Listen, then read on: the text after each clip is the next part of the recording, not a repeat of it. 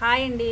ఈరోజు చిన్నపిల్లలకి ఎంతో ఇష్టమైన అలాగే హెల్తీ రెసిపీ చేద్దాము. మనము గోధుమ పిండితో కొమ్ములు అయితే చేసుకుందామండి. బెల్లం కొమ్ములు చాలా బాగుంటాయి, చిన్నపిల్లలు ఇష్టంగా తింటారు. బెల్లంతో చేస్తున్నాము, అలాగే గోధుమ పిండితో చేస్తున్నాము. ప్రాసెస్ చూసేద్దాం రండి.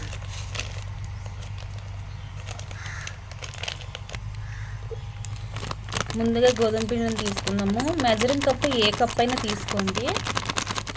ఇలా ఏ కప్పుతో అయినా, నా దగ్గర మెజరింగ్ కప్ ఉంది కాబట్టి నేను మెజరింగ్ కప్పు చూపిస్తున్నాను.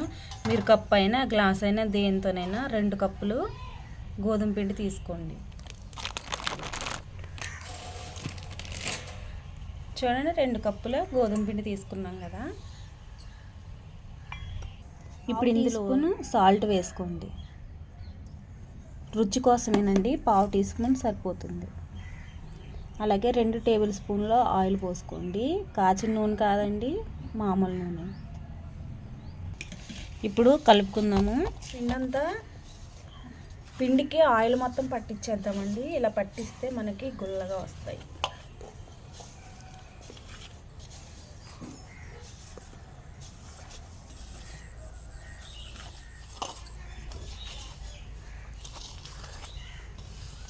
పిండికి నూనె పట్టించేసాం కదండి, ఇలా ఉండాలి. ఇలా ఉంటే మనకి బాగా నూనె పట్టినట్టు. ఇప్పుడు వాటర్ పోసుకుందాం.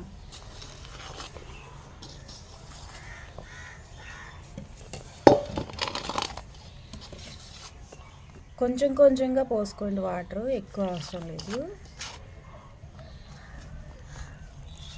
కొంచెం కొంచెం వాటర్ పోసుకొని చపాతీ ముద్దలా కలిపేసుకోండి.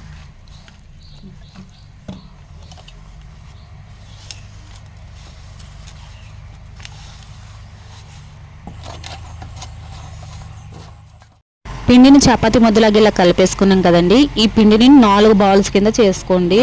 ఇంకా చిన్నగా చేసుకోవద్దు. 4 బాల్స్ కింద చేసుకుని చపాతీలాగా మందంగా ఒత్తుకోవాలి.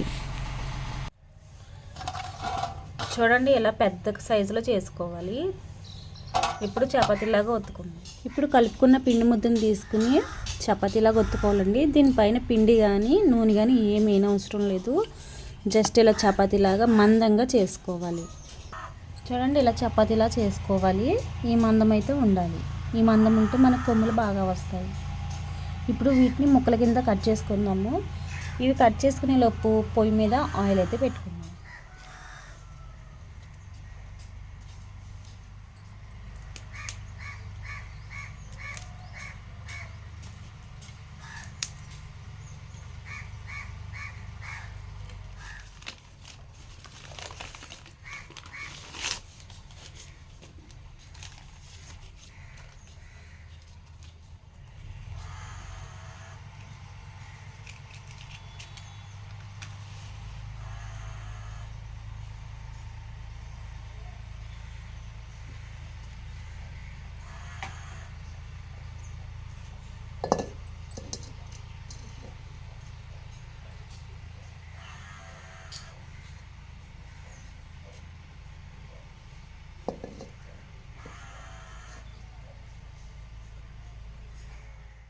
ఇలా చపాతీలాగా చేసుకుని 4 వైపులా సమానంగా కట్ చేసుకోండి. కట్ చేసుకుని చూపించిన విధంగా కట్ చేసుకోండి. కొమ్ముల్లాగా సన్నగా కట్ చేసుకోండి, బాగా వేగుతాయి. నూనె బాగా కాకూడదండి. గోరువెచ్చగా అయినప్పుడు వేసుకుంటే నెమ్మదిగా హీట్ అవుతాయి. ఇదే ప్రకారంగా ఇలా అన్నీ కట్ చేసుకుని పక్కన పెట్టుకోవాలి. చూడండి, కొమ్ములు అయితే వేసుకొని పక్కకు తీసేసుకుందాము. ఆయిల్ వారీగా వేయించుకుని బెల్లం పాకాన్ని అయితే పట్టుకుందాం. చూడండి, ఇలా సౌండ్ రావాలి.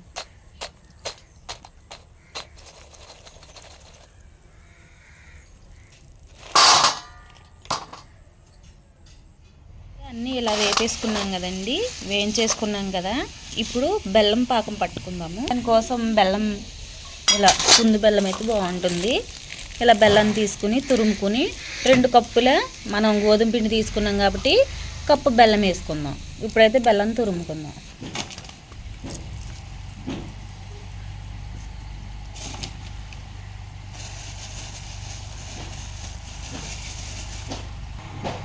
చూడండి బెల్లాన్ని అయితే ఇలా చితకొట్టుకుని ఇప్పుడు బెల్లం పాకం పట్టుకుందాం.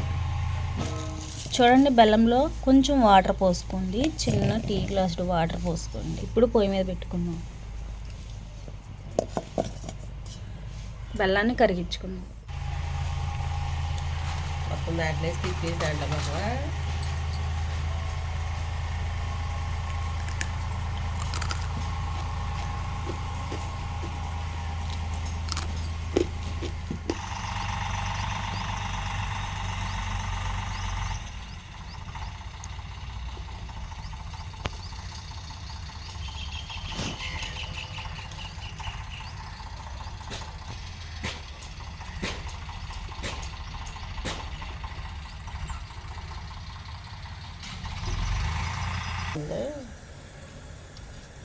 చూపించలేదు. పాకం అయితే రాలేదండి, తీసుకుందామండి.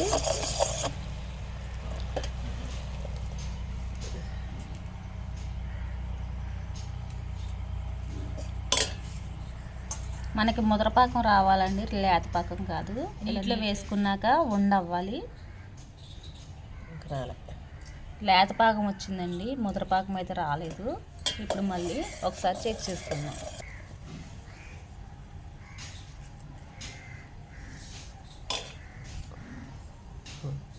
పాకం అయితే వచ్చేసిందండి, ఇలా ఉండాలి, ముద్దలా అవ్వాలి.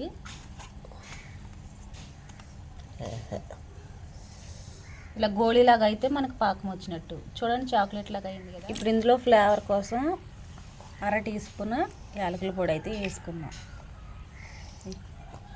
వేసుకుని మిక్స్ చేసుకుని కొమ్ముల్ని బెల్లం పాకం పట్టుకున్నాక బెల్లం పాకంలో కొమ్ములు మనం చేసి పెట్టుకున్న అన్ని కొమ్ములు వేసుకుని ఒక్కసారి మిక్స్ చేసుకుని ప్లేట్లోకి తీసుకోండి.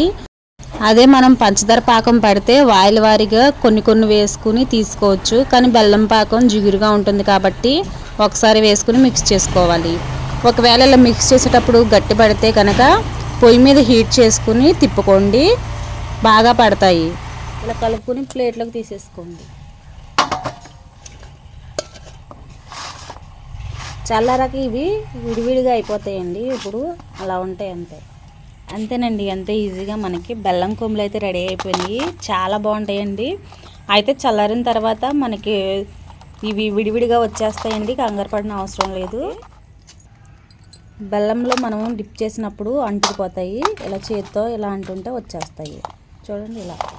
ఇప్పుడైతే కొమ్ముల్ని టేస్ట్ చూద్దామండి. టేస్ట్ చూసి ఎలా ఉందో చెప్తాను.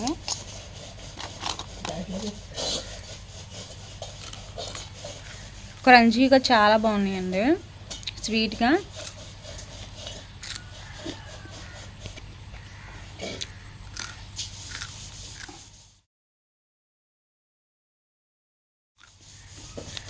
సూపర్ ఉన్నాయి.